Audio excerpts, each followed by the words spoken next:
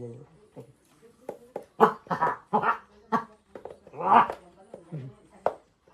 guys, মই আছো বৰ্তমান মাজুলীত আৰু এইটো নতুন এটা খণ্ডলৈ আপোনালোকক স্বাগতম আৰু মই বৰ্তমান আছো সত্ৰ এটাত আৰু এইটো হৈছে আপোনালোকৰ মুখা সত্ৰ আৰু ইয়াতে আপোনালোকৰ কেৱল মুখা বনোৱা হয় আৰু ইফালে আছে নামঘৰটো ইপিনে তো আমাৰ ওচৰত আছে বৰ্তমান গুৰু তো গুৰুৱে আমাক শিকাব যে মানে ইয়াতে কেনেকুৱা কি হয় মানে মুখা সত্ৰ বুলি ক'লে এয়াই সত্ৰটো সবচে বিখ্যাত হয় আৰু ইয়াৰ ভিতৰত কি আছে আপোনালোক সব ডিটেইলছত বুজাই আছো আৰু এয়াই হৈছে মুখা সত্ৰৰ মিউজিয়াম আৰু আমাৰ মুখা সত্ৰৰ গুৰু গোটেইখিনি বুজাই দিব তো বলক আমি ভিডিঅ'টো আৰম্ভ কৰোঁ মোৰ নাম ধীৰেন গোস্বামী আমাৰ এখন সামৰিক সত্ৰ বুলি কয় সামৰিক সত্ৰখন আহোম ৰজা চক্ৰধৰ সিংহদেৱে প্ৰতিষ্ঠিত এখন সত্ৰ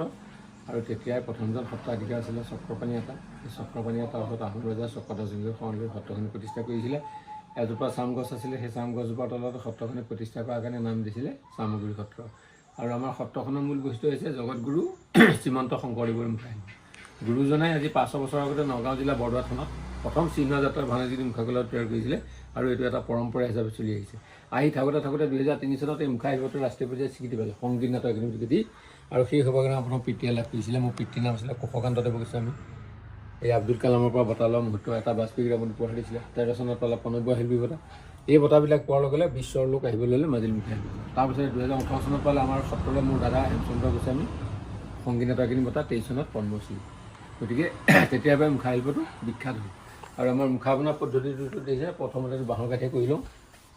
তাৰপিছত কুমাৰ মাটিয়ে কাপোৰ মাৰোঁ গৰু গোবৰে চেহেৰা বনাওঁ আকৌ কুমাৰ মাটিয়ে কাপোৰ মাৰোঁ তাৰপিছত ৰং তাৰমানে এটা মুখা বনাবলৈ 5টা পৰ্যায় হয় 3 দিন 4 দিন লাগে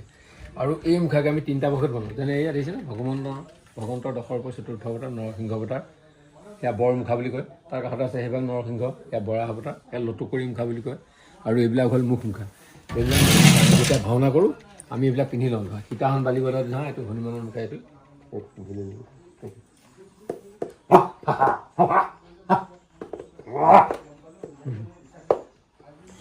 মানে ৰাস হ'লে আপোনালোকে ইয়াৰ পৰা কিনিব পাৰি আৰু ইয়াতো বহুত বিখ্যাত এটা ৰাস হয় আৰু এনেকৈ আমাক গুৰুৱে বুজাই আছে এইবিলাক হ'ল মুখা শিল্পৰ বৈশিষ্ট্য হয় গতিকে আমাৰ এইবিলাক বিশেষকৈ ৰাসত ব্যৱহাৰ হয় হয় অংকীয়া ভাওনাত ব্যৱহাৰ হয় গুৰুজনাৰ যিবিলাক নাটক সেইবিলাকত ব্যৱহাৰ হয় আৰু ৰাসটোতো ইয়াতে পতা হয় তো ইয়াৰ পৰা লৈ যায় মাজুলীখনতে ৰাস হয় আমাৰ ইয়াৰ পৰাই লৈ যায় আচ্ছা আচ্ছা বেলেগতো আৰু ক'তো তেনেকুৱাকৈ নবনায় নবনায় আচ্ছা আৰু ইফালে বাকী তেনেকুৱাকৈ আৰু এইবিলাক চব ৰামায়ণ কাহিনীৰ আৰু মহাভাৰত এইবিলাকৰ কাহিনীৰ মুখা আছে দশ অৱতাৰৰ মুখা আছে মানে ইয়াতে আপোনালোকৰ সকলোবোৰ মুখা ইয়াতে পাই যাব আৰু ইয়াতে মুখা সত্ৰৰ ওচৰতে আপোনাৰ ইফালে নামঘৰ আছে সেই নামঘৰটো আপোনালোক দেখাওঁ কেনেকুৱা কি আছে আৰু ইয়াতে মুখা সত্ৰ তেনেকুৱাকৈ নাই কেৱল আছে যদি আপোনাৰ কেৱল মুখা ইয়াতে আৰু ইয়াৰ পৰা আমি অলপমান ওলাইকৈ আপোনালোকক দেখাই আছোঁ যে মুখা ক'ত কেনেকুৱা কি বনোৱা হয় ইয়াতে আপোনালোকৰ কিমানজন মানুহে ইয়াতে বনায় মুখা ষ্টুডেণ্ট আছে এজনমান আৰু আমাৰ দাদাহঁত আছে মোৰ প্ৰদীপ গোস্বামী প্ৰসন্ন গোস্বামী নয়ন গোস্বামী আমি সকলোৱে মিলিজুলি আৰু ভতিজাহঁত আছে অনুপম গোস্বামী ৰূপম গোস্বামী মনোজ বৰা গৌতম ভূঞা অনন্ত নেওগ এনেকৈ অংকুৰ বৰুৱা সকলো ল'ৰাই মিলি আমি মুখা থেংক ইউ আৰু ইয়াতে যেনেকৈ মুখাবোৰ ইয়াতে গোটেইখিনি বনাই থাকে ইয়াতে চাওক ইফালে মুখাবোৰ ইয়াতে বনাই আছে ইয়াতে আপোনাৰ বাঁহ ইউজ কৰে বাঁহৰ আপোনাৰ ইয়াতে গোবৰ লিপে আৰু গোবৰৰ পিছত আপোনালোকৰ ৰংবোৰ ইয়াতে লগাই ইয়াতে আৰু ইফালে চব মুখাৰ বস্তুবোৰ বাহিনীবোৰ ইয়াতে চব আছে আৰু ডাঙৰ ডাঙৰ মুখাবোৰ ইয়াতে আপোনালোকে পাব ইয়াতে চাওক চব ইয়াতে বস্তুবোৰ ইয়াতে থৈ দিছে আৰু সেইফালে অলপমান যদি আমি যাওঁ দুৱাৰমুখৰ পৰা ওলাই এইফালে আপোনালোকে পাব নামঘৰটো তো নামঘৰটো অলপমান নামঘৰটো আমি আপোনালোকক দেখাই আছোঁ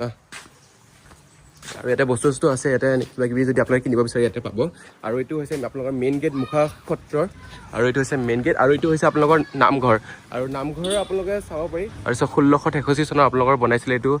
মাজুলী চামগুৰি সত্ৰ আৰু এই তেতিয়াৰ পৰা এতিয়াও সেই পৰম্পৰাটো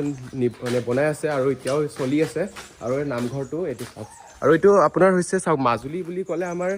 মাজুলীটো হৈছে পানীৰ ঠাই বৰ্তমানটো অলপমান পানী কমিছে ইয়াতে কিন্তু পানীৰ ঠাই বুলি কোৱাৰ কাৰণে এইটো অলপ আপোনালোকৰ চাংঘৰ টাইপ ইয়াতে বনাই থৈছে আৰু ইয়াতে আপোনালোকৰ ৰাস হয় ইয়াতে ৰাস মানে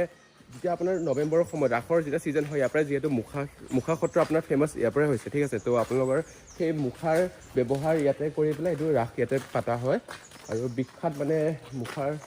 ঠাই এইটোৱেই হৈছে আৰু এইটো হৈছে আপোনালোকৰ নামঘৰ ইয়াতে চাব পাৰি আৰু এইটো হৈছে আপোনালোকৰ নামঘৰ এইটো চাওক আৰু আমি তাৰ ভিতৰৰ ইয়ালৈ সোমাই নাযাওঁ আৰু এইটো নামঘৰ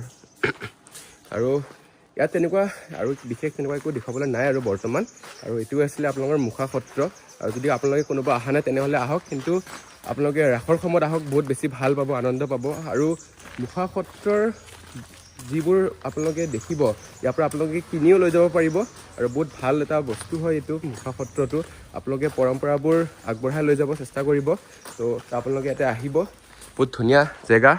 আৰু বিশেষকৈ আপোনালোকে নৱেম্বৰ সেই ৰাসৰ সময়ত আহিবলৈ চেষ্টা কৰিব, ইয়াতে বহুত ধুনীয়া। এইটো হৈছে আপোনালোকৰ শ্ৰী শ্ৰী চামগুৰি সত্ৰ মাজুলী।